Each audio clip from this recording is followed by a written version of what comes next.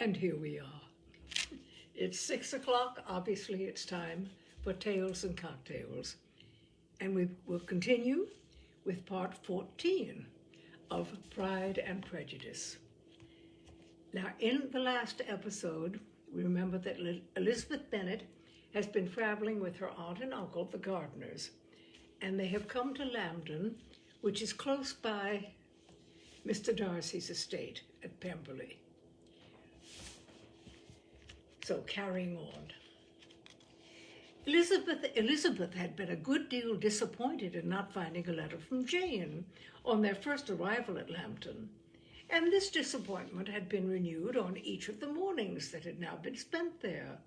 But on the third, her repining was over, and her sister justified by the receipt of 2 letters from her at once, on one of which was marked that it had been missent elsewhere.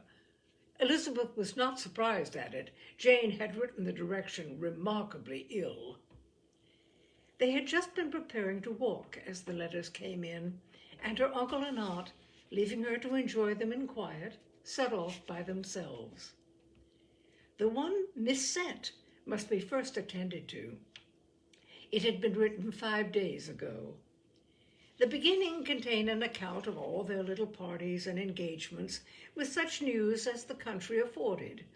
But the latter half, which was dated a day later and written in evident agitation, gave more important intelligence. It was to this effect. Since writing the above, dearest Lizzie, something has occurred of a most unexpected and serious nature, but I am afraid of alarming you.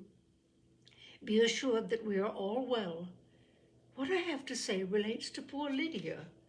An express came at 12 last night, just as we were all gone to bed, from Colonel Forster, to inform us that she had gone off to Scotland with one of his officers.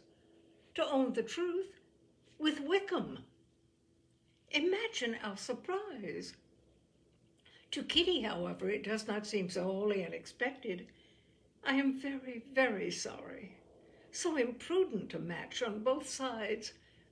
But I am willing to hope the best, and that his character has been misunderstood. Thoughtless and indiscreet, I can easily believe him, but this step, and let us rejoice over it, marks nothing bad at heart. His choice is disinterested at best, for he must know my father can give her nothing. Our poor mother is sadly grieved. My father bears it better. How thankful am I that we never let them know what has been said against him. We must forget it ourselves. They were off Saturday night about 12, as is conjectured, but were not missed till yesterday morning at 8. The express was sent off directly. My dear Lizzie, they must have passed within 10 miles of us. Colonel Forster gives us reason to expect him here soon. Lydia left a few lines for his wife, informing her of their intention. I must conclude, for I cannot be long from my poor mother. I am afraid you will not be able to make it out, but I hardly know what I have written. Without allowing herself time for consideration, and scarcely knowing what she felt, Elizabeth went on, finishing this letter, instantly seizing the other, and opening it with the utmost impatience, read as follows. It had been written a day later than the conclusion of the first. By this time, my dearest sister, you have received my hurried letter. I wish this may be more intelligible, but though not confined for time, my head is so bewildered that I cannot answer for being coherent. Dearest Lizzie, I hardly know what I would write, but I have bad news for you, and it cannot be delayed.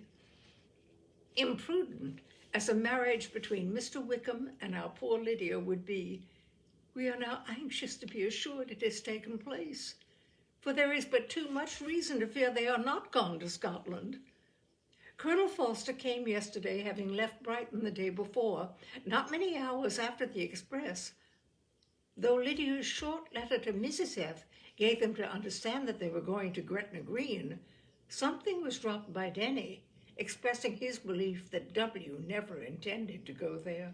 or to marry Lydia at all, which was repeated to Colonel F., who, instantly taking the alarm, set off from B, intending to trace their route.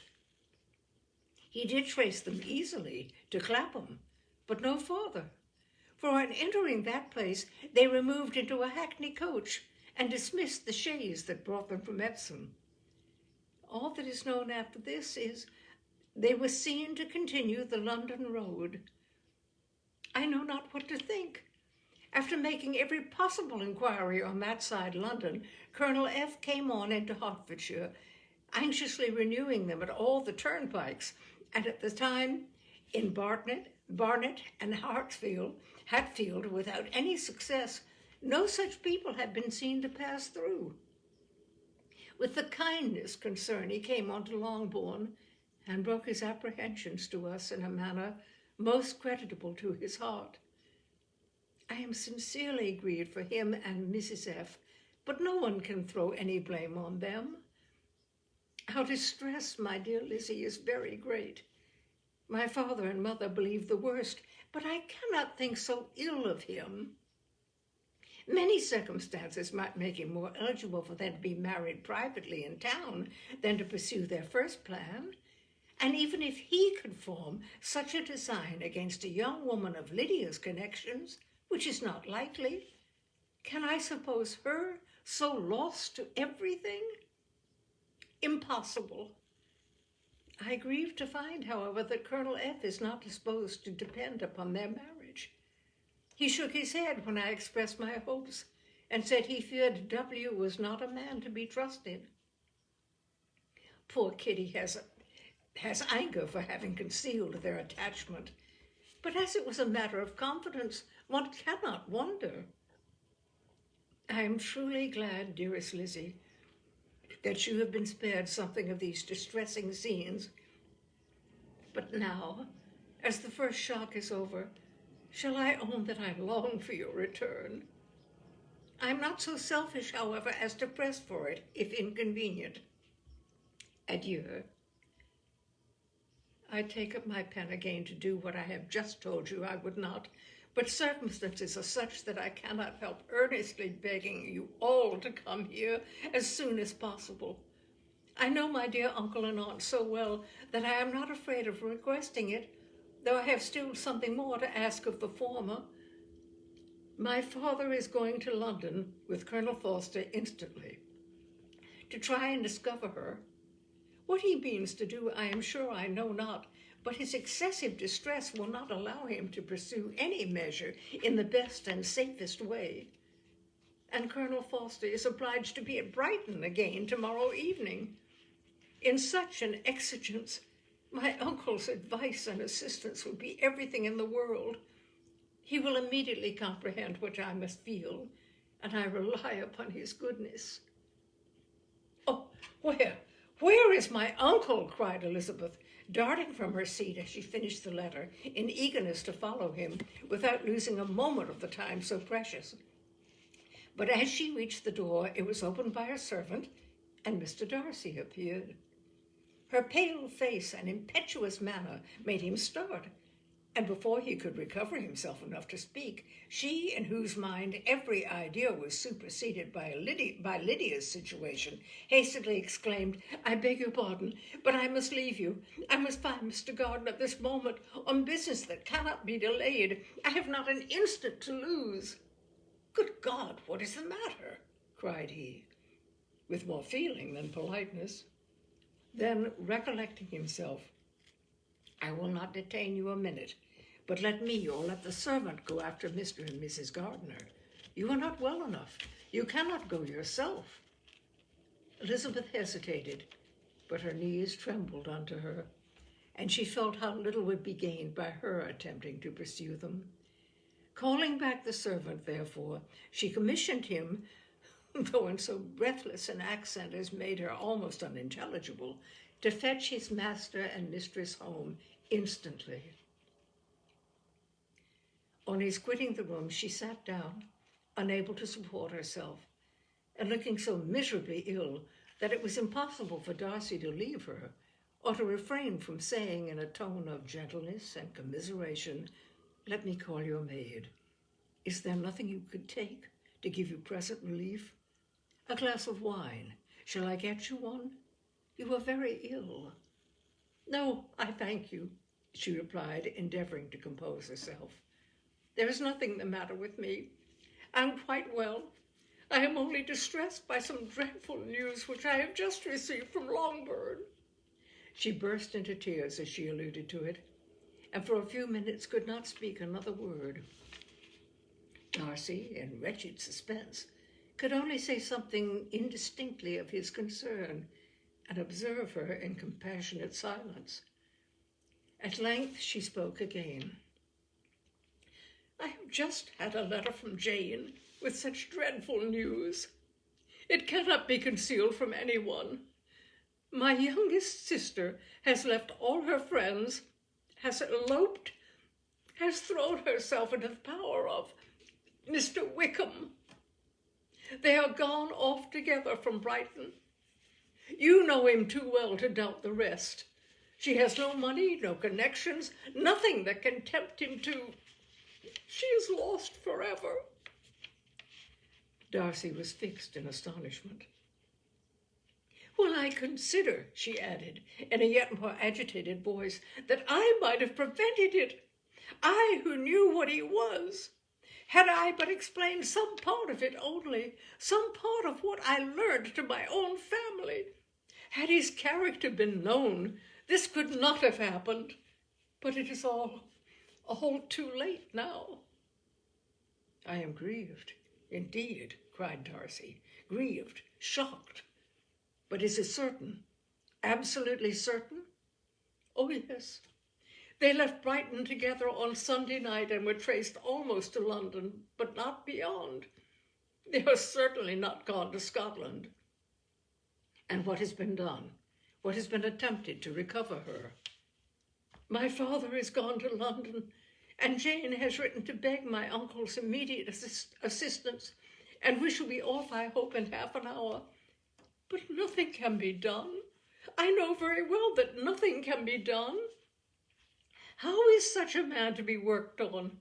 How are they even to be discovered? I have not the smallest hope.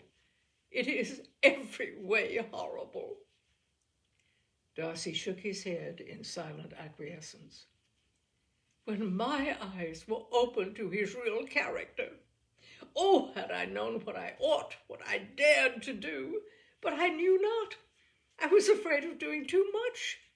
Wretched, wretched mistake." Darcy made no answer. He seemed scarcely to hear her, and was walking up and down the room in earnest meditation, his brow contracted, his air gloomy. Elizabeth soon observed, and instantly understood it. Her power was sinking. Everything must sink under such a proof of family weakness, such an assurance of the deepest disgrace. She could neither wonder nor condemn, but the belief of his self-conquest brought nothing consolatory to her bosom, afforded no palliation of her distress. It was, on the contrary, exactly calculated to make her understand her own wishes. And never had she so honestly felt that she could have loved him as now, when all love must be vain. But self, though it would intrude, could not engross her. Lydia, the humiliation, the misery she was bringing on them all, soon swallowed up every private care, and covering her face with her handkerchief, Elizabeth was soon lost to everything else. And after a pause of several minutes, was only recalled to a sense of her situation by the voice of her companion, who, in a manner which, though it spoke compassion, spoke likewise restraint, said, "I am afraid you've been long desiring my absence, nor have I anything to plead in excuse of my stay, but real, though unavailing, concern. Would to heaven that anything could be either said or done on my part that might offer consolation to such distress. But I will not torment you with vain wishes, which may seem purposely to ask for your thanks. This unfortunate affair will, I fear, prevent my sisters having the pleasure of seeing you at Pemberley today. Oh, yes. Be so kind as to apologize for us to Miss Darcy.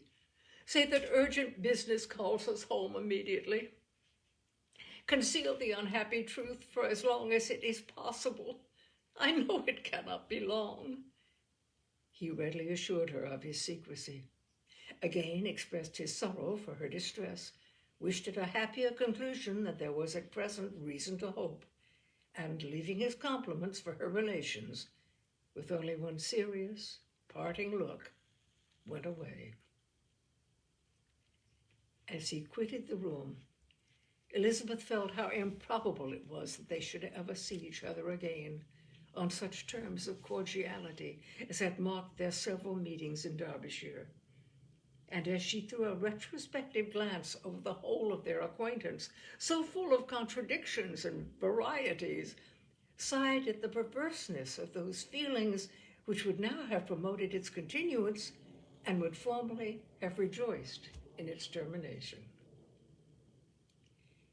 If gratitude and esteem are good foundations of affection, Elizabeth's change of sentiment will be neither improbable nor faulty. But if otherwise, if the regard springing from such sources is unreasonable or unnatural in comparison to what is so often described as arising on a first interview with its object, and even before 2 words have been exchanged, nothing can be said in her defense, except that she had been given somewhat of a trial to the former, method in her partiality for Wickham, and that its ill success might perhaps authorize her to seek the other, less interesting mode of attachment. Be that as it may, she saw him go with regret. And in this early example of what Lydia's infamy must produce, found additional anguish as she reflected on that wretched business. Never since reading Jane's second letter had she entertained a hope of Wickham's meaning to marry her. No one but Jane, she thought, could flatter herself with such an expectation. Surprise was the least of her feelings on this development. While the contents of the first letter remained in her mind, she was all surprised, all astonishment that Wickham should marry a girl whom it was impossible he could marry for money, and how Lydia could ever have attached him had appeared incomprehensible. But now it was all too natural. For such an attachment as this, she might have sufficient charms. And though she did not suppose Lydia to be deliberately engaging in an elopement without the intention of marriage, she had no difficulty in believing that neither her virtue nor her understanding would preserve her from falling an easy prey. She had never perceived, while the regiment was in Hertfordshire, that Lydia had any partiality for him, but she was convinced that Lydia had wanted only encouragement to attach herself to anybody. Sometimes one officer, sometimes another, had been her favorite, as their attention raised them in her opinion. Her affections had been continually fluctuating, but never without an object. The mischief of neglect and mistaken indulgence towards such a girl, oh, how acutely did she now feel it. She was wild to be at home, to hear, to see, to be upon the spot, to share with Jane in the cares that must now fall wholly upon her in a family so deranged, a father absent, a mother incapable of exertion and requiring constant attendance. And though almost persuaded that nothing could be done for Lydia, her uncle's interference seemed of the utmost importance. Until he entered the room, the misery of her impatience was severe. Mr. and Mrs. Gardiner had hurried back in alarm, supposing by the servant's account that their niece was suddenly taken ill. but satisfying them instantly on that head. She eagerly communicated the cause of their summons, reading the 2 letters aloud and dwelling on the postscript of the last with trembling energy. Though Lydia had never been a favorite with them, Mr. and Mrs. Gardiner could not but be deeply affected. Not Lydia only, but all were concerned in it. And after the first exclamations of surprise and horror, Mr. Gardiner readily promised every assistance in his power. Elizabeth, though expecting no less, thanked him with tears of gratitude. And all 3 were actuated by one spirit. Everything relating to their journey was speedily settled. They were to be off as soon as possible. "But what is to be done about Pemberley?" cried Mrs. Gardiner. "John told us Mr. Darcy was here when you sent for us. Was it so?" "Yes, and I told him we should not be able to keep our engagement. That is all settled." "That is all settled," repeated the other, as she ran into her room to prepare. "And are they upon such terms as for her to disclose the real truth? Oh, that I knew how it was!" But wishes were vain, or at least could serve only to amuse her in the hurry and confusion of the following hour. Had Elizabeth been at leisure to be idle, she would have remained certain that all employment was impossible to one so wretched as herself. But she had her share of business as well as her aunt, and amongst the rest there were notes to be written to all their friends in Lambton, with false excuses for their sudden departure. An hour, however, saw the whole completed, and Mr. Gardiner, meantime, having settled the account at the inn, nothing remained to be done but to go. And Elizabeth, after all the misery of the morning, found herself in a shorter space of time than she could have supposed, seated in the carriage and on the road to Longbourn.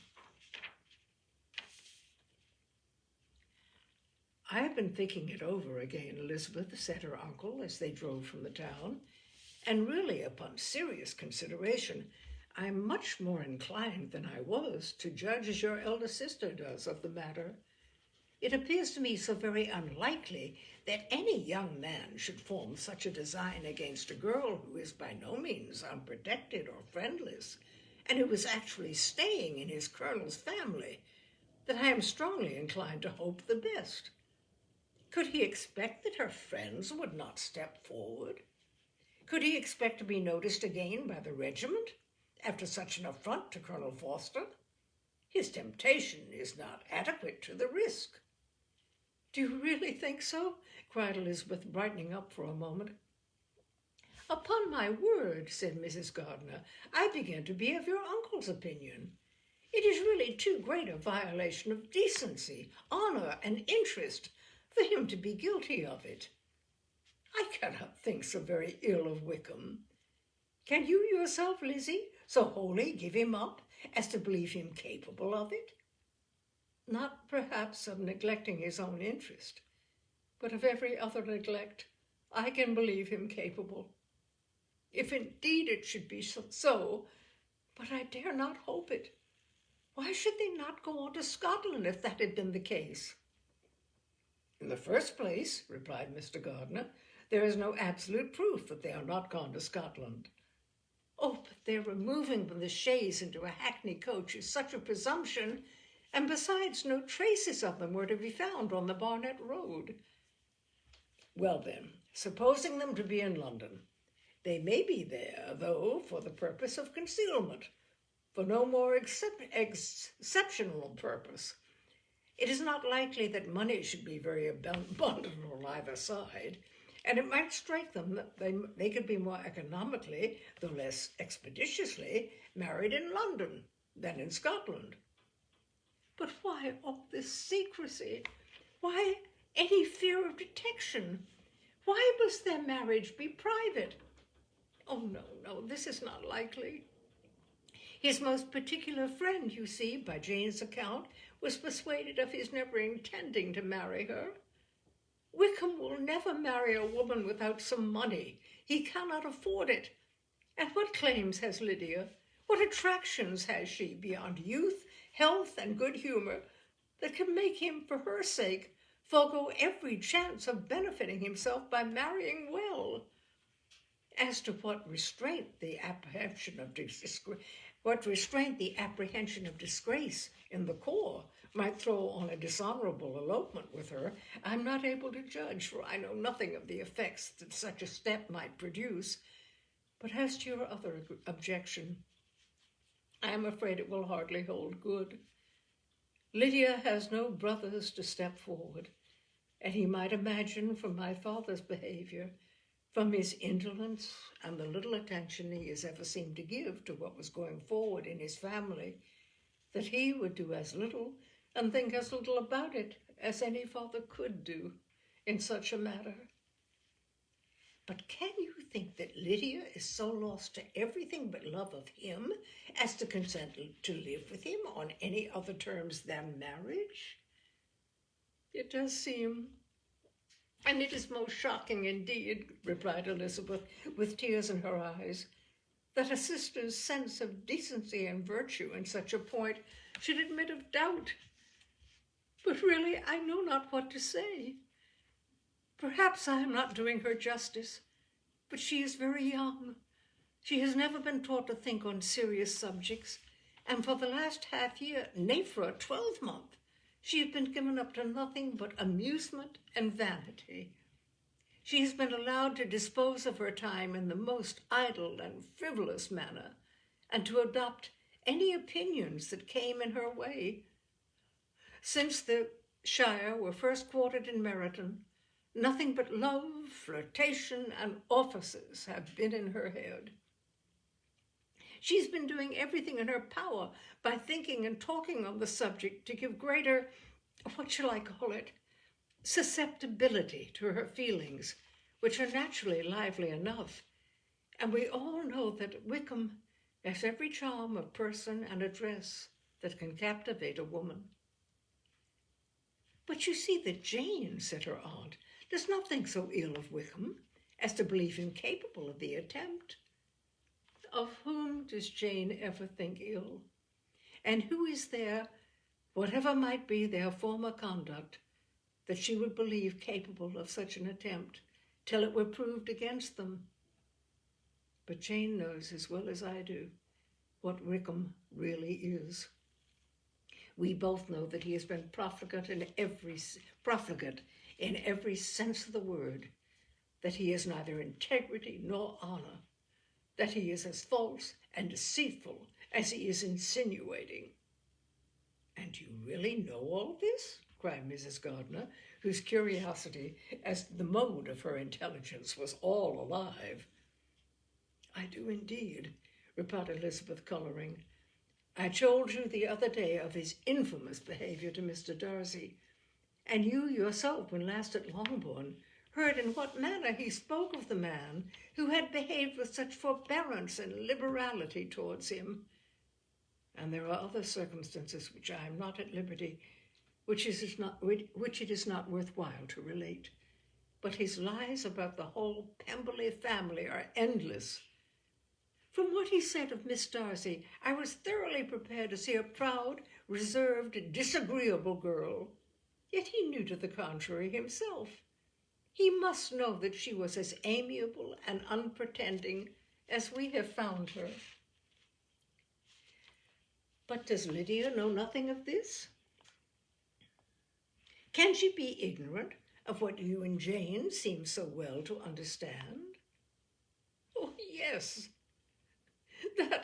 That is the worst of all. Till I was in Kent and saw so much both of Mr. Darcy and his relation, Colonel Fitzwilliam, I was ignorant of the truth myself.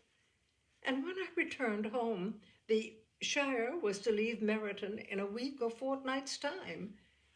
As that was the case, neither Jane, to whom I related the whole, nor I, thought it necessary to make our knowledge public.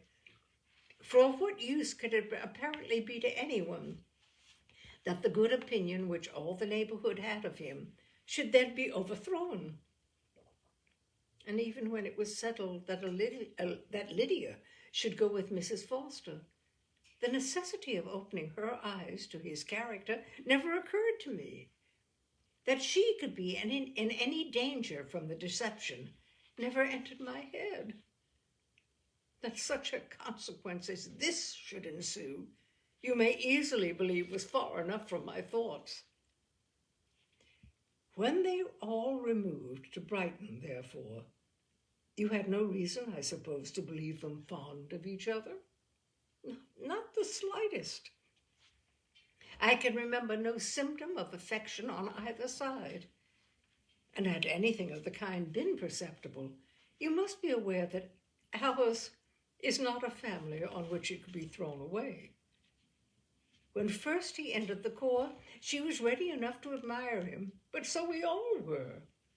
Every girl in or near Meryton was out of her senses about him for the first 2 months, but he never distinguished her by any particular attention, and consequently, after a moderate period of extravagant and wild admiration, her fancy for him gave way, and others of the regiment, who treated her with more distinction, again became her favorites. It may be easily believed that however little of novelty could be added to their fears, hopes, and conjectures on this interesting subject by its repeated discussion, no other could detain them from it long during the whole of the journey. From Elizabeth's thoughts it was never absent, fixed there by the keenest of all anguish, self-reproach. She could find no interval of ease or forgetfulness. They traveled as expeditiously as possible, and sleeping one night on the road, reached Longbourn by dinner time the next day. It was a comfort to Elizabeth to consider that Jane could not have been wearied by long expectations. The little gardeners, attracted by the sight of a chaise, were standing on the steps of the house as they entered the paddock. And when the carriage drove up to the door, the joyful surprise that lighted up their faces and displayed itself over their whole bodies in a variety of capers and frisks was the first pleasing earnest of their welcome. Elizabeth jumped out, and after giving each of them a hasty kiss, hurried into the vestibule, where Jane, who came running downstairs from her mother's apartment, immediately met her. Elizabeth, as she affectionately embraced her, whilst tears filled the eyes of both, lost not a moment in asking whether anything had been heard of the fugitives. "Not yet," replied Jane, "but now that my dear uncle is come, I hope everything will be well." "Is my father in town?" "Yes, he went on Tuesday, as I wrote you word." "And have you heard from him often?" "We have heard only once. He wrote me a few lines on Wednesday to say that he had arrived in safety and to give me for his directions, which I particularly begged him to do. He merely added that he should not write again till he had something of importance to mention." "And my mother, how is she? How are you all?" "My mother is tolerably well, I trust, though her spirits are greatly shaken. She is upstairs and will have great satisfaction in seeing you all. She does not yet leave her dressing room. Mary and Kitty, thank heaven, are quite well." "But you, how are you?" cried Elizabeth. "You look pale. How much you must have gone through." Her sister, however, assured her of her being perfectly well, and their conversation, which had been passing while Mr. and Mrs. Gardiner were engaged with their children, was now put an end to by the approach of the whole party. Jane ran to her uncle and aunt and welcomed and thanked them both with alternate smiles and tears. While they were all in the drawing-room, the questions which Elizabeth had already asked were of course repeated by the others, and they soon found that Jane had no intelligence to give. The sanguine hope of good, however, which the benevolence of her heart suggested, had not yet deserted her. She still expected that all would end well, and that every morning would bring some letter, either from Lydia or her father, to explain their proceedings and perhaps announce the marriage.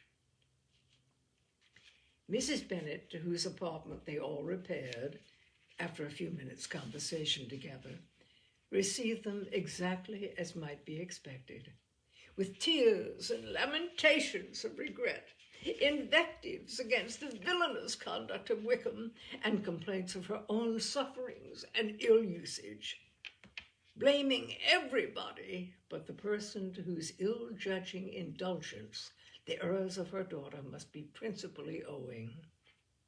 "If I had been able," said she, "to carry my point of going to Brighton with all my family, this could not have happened. But poor dear Lydia had nobody to take care of her. Why did the Forsters ever let her go out of their sight? I am sure there was some great neglect or other on their side, for she is not the kind of girl to do such a thing, if she had been well looked after. I always thought they were very unfit to have the charge of her, but I was overruled, as I always am. Poor dear child. And now here's Mr. Bennet gone away, and I know he will fight Wickham wherever he meets him, and then he will be killed. And what is to become of us all? The Collinses will turn us out before he is cold in his grave, and if you are not kind to us, brother, I know not what we shall do." They all exclaimed against such terrific ideas, and Mr. Gardiner, after general assurances of his affection for her and all her family, told her that he meant to be in London the very next day, and would assist Mr. Bennet in every endeavour for recovering Lydia. "Do not give way to useless alarm," added he.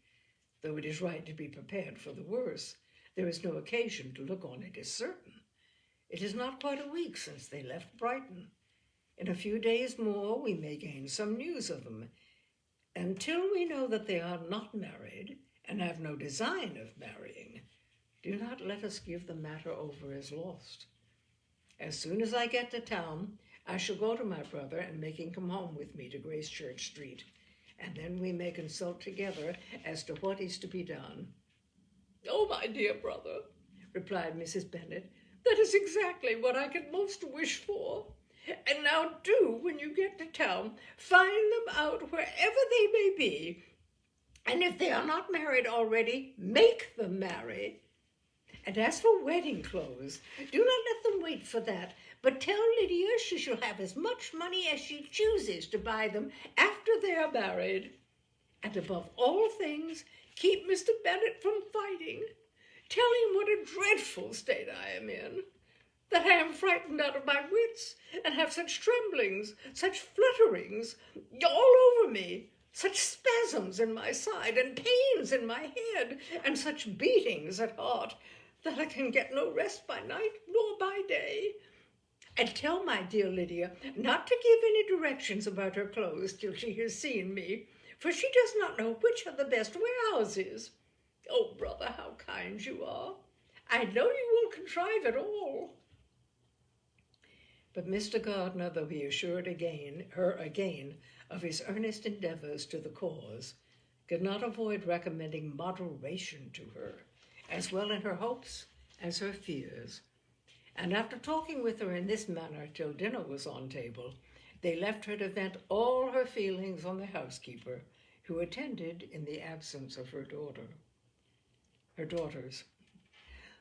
Though her brother and sister were persuaded that there was no real occasion for such a seclusion from the family, they did not attempt to oppose it, for they knew that she had not prudence enough to hold her tongue before the servants while they waited at table, and judged it better that one only of the household, and the one whom they could most trust, should comprehend all her fears and solicitude on the subject.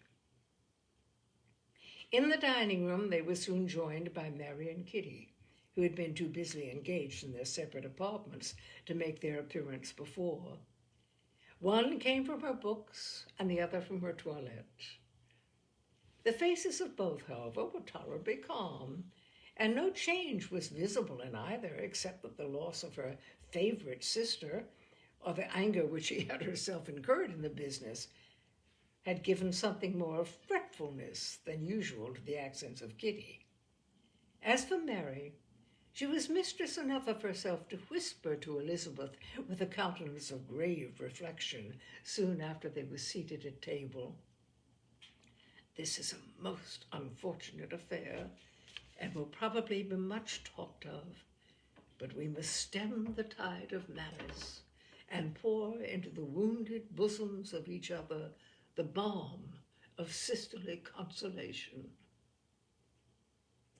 Then, perceiving in Elizabeth no inclination of replying, she added, "Unhappy as the event must be for Lydia, we must draw from it this useful lesson that loss of virtue in a female is irretrievable, that one false step involves her in endless ruin, that her reputation is no less brittle than it is beautiful, and that she cannot be too much guarded in her behavior toward the undeserving of the other sex."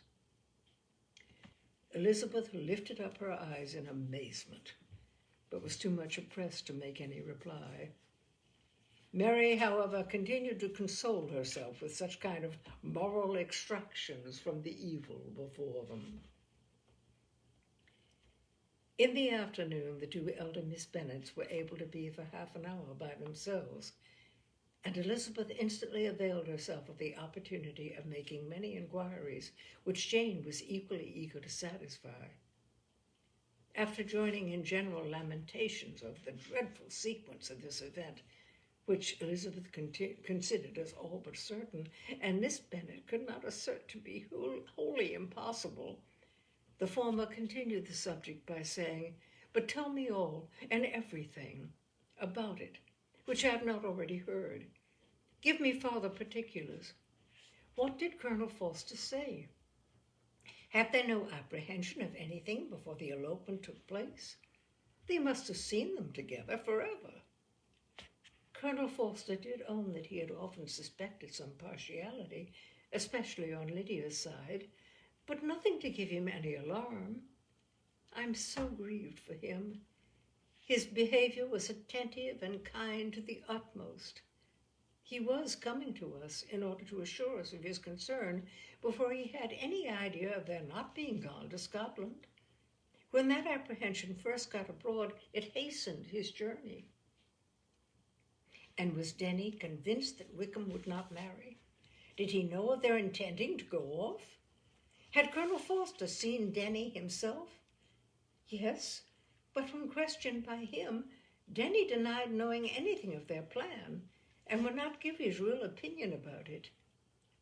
He did not repeat his persuasion of their not marrying, and from that I am inclined to hope he might have been misunderstood before.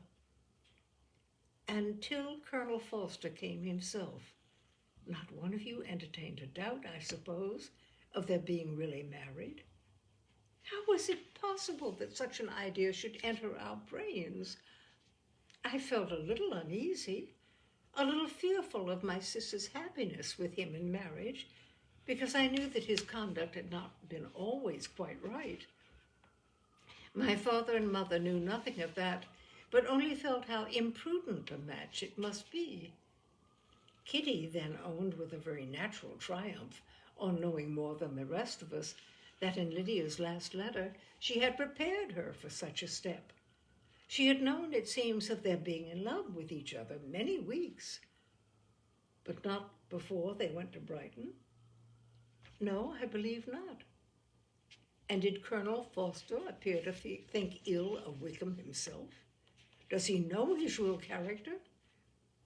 I must confess that he did not speak so well of Wickham as he formerly did.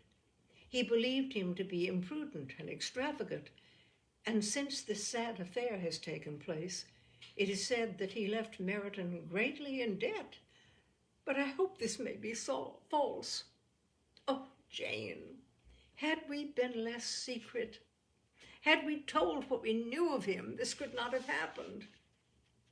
Perhaps it would have been better, replied her sister, but to expose the former faults of any person without knowing what their present feelings were seemed unjustifiable. We acted with the best intentions. Could Colonel Forster repeat the particulars of Lydia's note to his wife? He brought it with him for us to see. Jane then took it from her pocketbook and gave it to Elizabeth.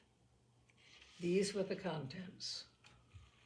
My dear Harriet, you will laugh when you know where I am gone, and I cannot help laughing myself at your surprise tomorrow morning as soon as I am missed. I am going to Gretna Green, and if you cannot guess with who, I shall think you a simpleton, for there is but one man in the world whom I love, and he is an angel.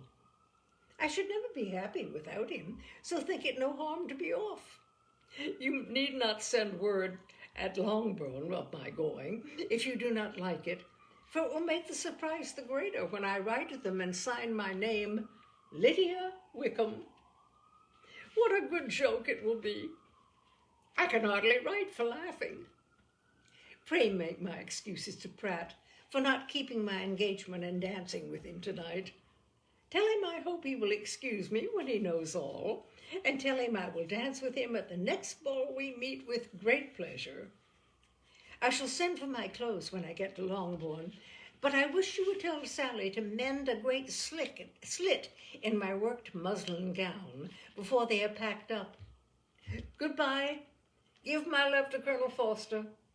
I hope you will drink to our good journey. Your affectionate friend, Lydia Bennet.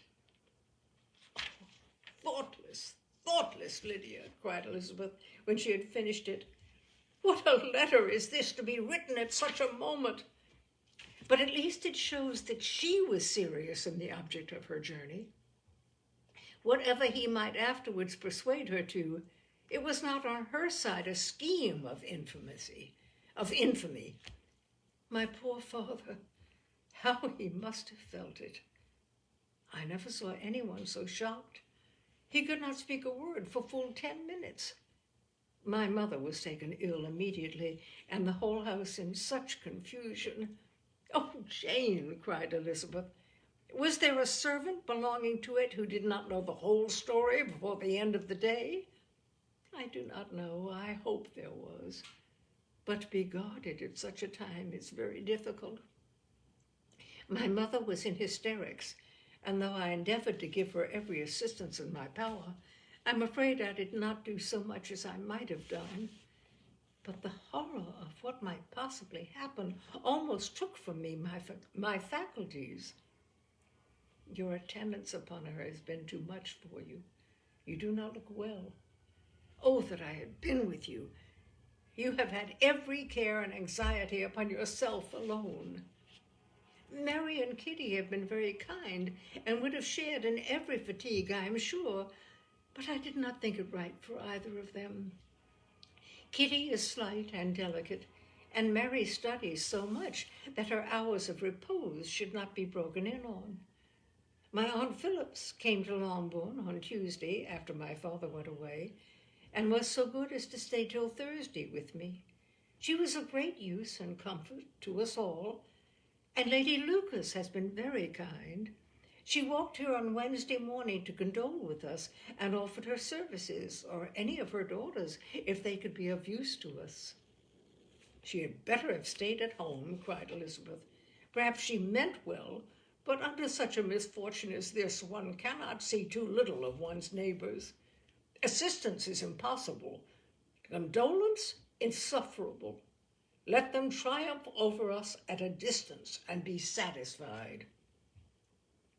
She then proceeded to inquire into the measures which her father had intended to pursue while in town for the recovery of his daughter. He meant, I believe, replied Jane, to go to Epsom, the place where they last changed horses, see the postilions, and try if anything could be made out from them. His principal object must be to discover the number of the hackney coach which took them from Clapham.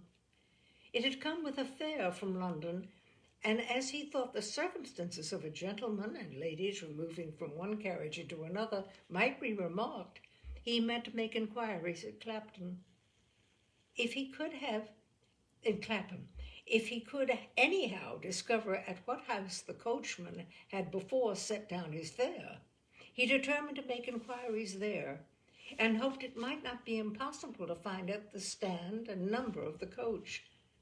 I do not know of any other designs that he had formed, but he was in such a hurry to be gone, and his spirits so greatly discomposed, that I had difficulty in finding out even so much as this. The whole party were in hopes of a letter from Mr. Bennet the next morning, but the post came in without bringing a single line from him.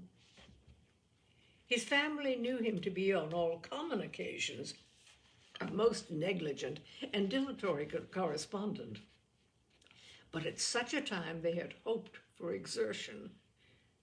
They were forced to conclude that he had no pleasing intelligence to send, but even of that they would have been glad to be certain. Mr. Gardiner had waited only for the letters before he set off. When he was gone, they were certain of at least receiving constant information of what was going on, and their uncle promised at parting to prevail on Mr. Bennet to return to Longbourn as soon as he could, to the great consolation of his sister, who considered it as the only security for her husband's not being killed in a duel. And we'll hold it there. Part 14 of Pride and Prejudice.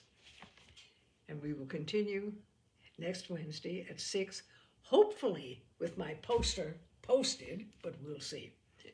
In any event, we will go on next Wednesday at 6 o'clock for Tales and Cocktails with part 15 of Pride and Prejudice.